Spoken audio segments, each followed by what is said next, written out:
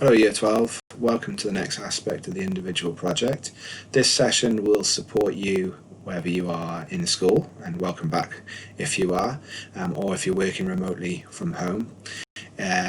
It will support you as well going over the next couple of weeks and set you up for the summer period, and also for when you come back then in September in Year 13. A couple of things that you will need: you need pen, paper to write some notes, and your individual project proposal form that I know many of you have been working on over the last couple of weeks.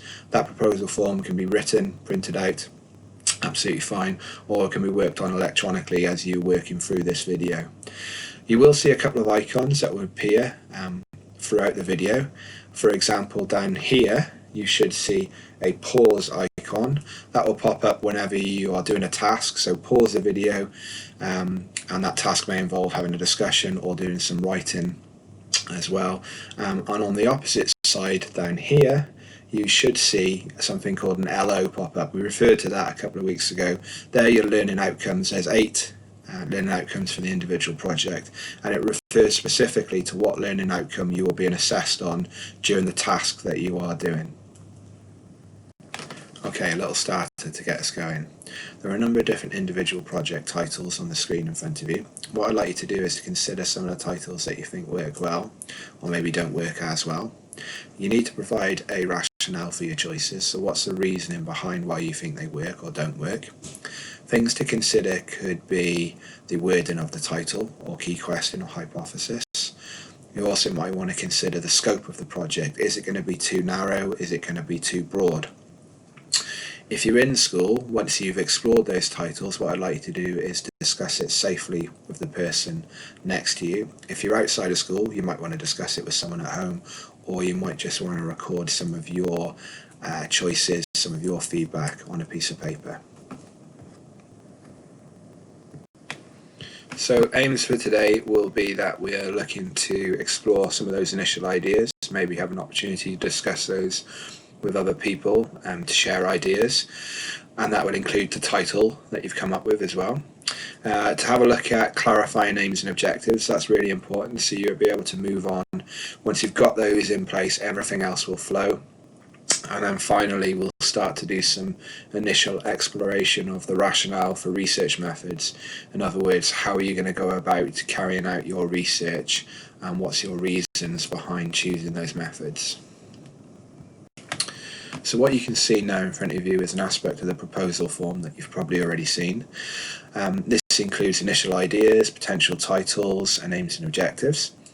What I'd like you to do is to safely, with the person next to you, explore some of those, explain some of those that you've completed. So things like the title, the scope of the project, what it's about, why are you doing it, what's your purpose of doing it, what's your passion about the topic, is it linked to any potential higher education courses, is it linked to any potential careers that you're interested in pursuing. Explore the aims and objectives if you've already started to do that, and also you might want to think about any numerical data. How are you going to obtain that? How are you going to use it? What's the purpose of it? Once you've done that, get some feedback from your partner, and then change roles. Give them an opportunity to explore and explain what they're doing, and then to give them some feedback. If you're not in an environment that you're able to do that, what you might already have done is to get some feedback from your tutor on that first aspect.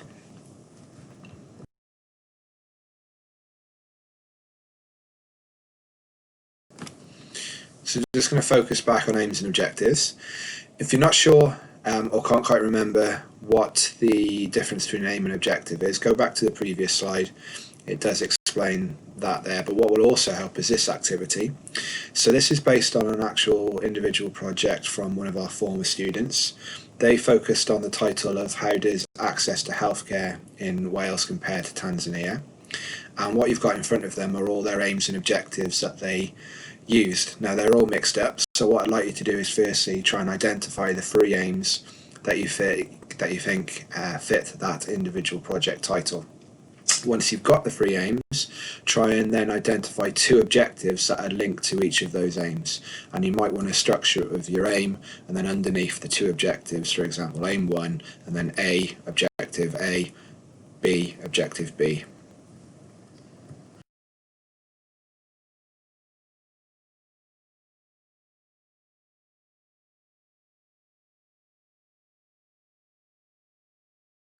So you can see now which were the 3 aims and which were the 2 objectives linked to each aim. The aims are very much used in action verbs, so things like to explore, to identify, to investigate, to research. A couple of things focusing on a few of the aims and some tips if you like. Aim 1 is often used to provide sort of setting the scene or the context of information for the remainder of the project. So for example here they've wanted to focus on the differences between how those healthcare systems are set up in the 2 different countries. To do that they're going to use some secondary research, more than likely going to be internet based, which will include things like the history and funding and policies of each of those healthcare systems. And aim 3 again is used really to provide opinions or to obtain information on people's viewpoints. So for example here they wanted to focus on the attitudes on both those healthcare systems.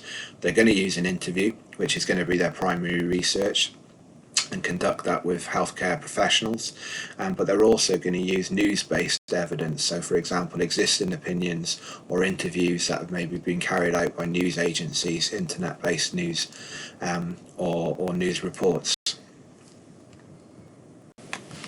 Okay, so you've had a bit of an opportunity to discuss your aims and objectives and to get some feedback. You've also had a little bit of an opportunity to explore actual example there of how aims and objectives are structured. So what you can see now is that proposal form. If you've not already done that, you do need to complete this aspect so that your form tutor then will be able to sign that off and for you to actually then go ahead and carry out those aims and objectives. So the final aspect of the proposal form asks you to initially explore some of the research methods that you may use for your project.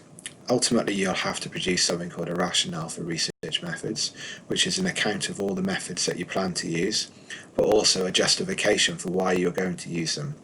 What are the advantages of using a specific method, for example, and also what are the things that you need to be aware of, some concerns or maybe potential disadvantages.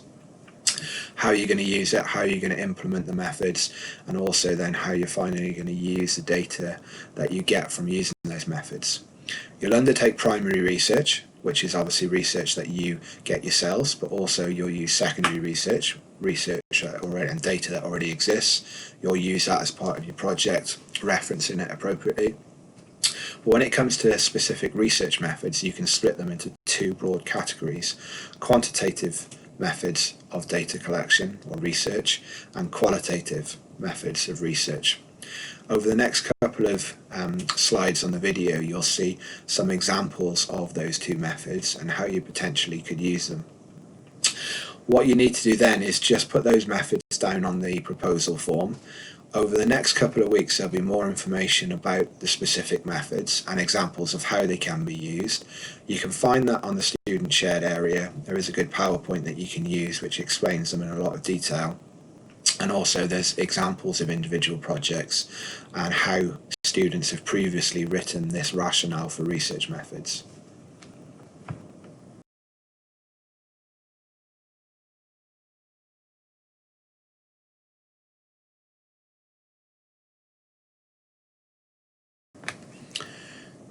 So that's the end of the session for today. What you do need to do now is to ensure that your proposal form is fully completed. Once it is completed, you need to submit that to your form tutor by Tuesday the 7th of July. Your form tutor then will be in a position, once you're happy and they're happy, to sign that proposal form off, and that means that then you can carry on with the rest of your project, particularly then getting stuck into that research, using the methods to undertake the research that you need. Really important that that's done before the summer, because the summer holidays or the summer break gives you a really good opportunity to undertake a lot of that secondary research. But also there may be some primary research, some primary methods that you want to explore that will give you a bit of time over the summer to do it. For example, if you are contacting professionals or experts linked to your individual project, that gives you a little bit more time to get responses back from them, to analyse any data, to start thinking about that numerical data, where you're going to get it from, how you're going to use it. There's more information to come over the next couple of weeks to support that, particularly for the rationale for research methods, but also to include some aspects on the numeracy and how you use numerical data effectively. Any questions that you might have from today's session, feel free to obviously email me. I'm more than happy to field any questions. Have a look at the information on the shared area, have a look at some of the exemplars that are on there, and I'll see you soon. Cheers, bye.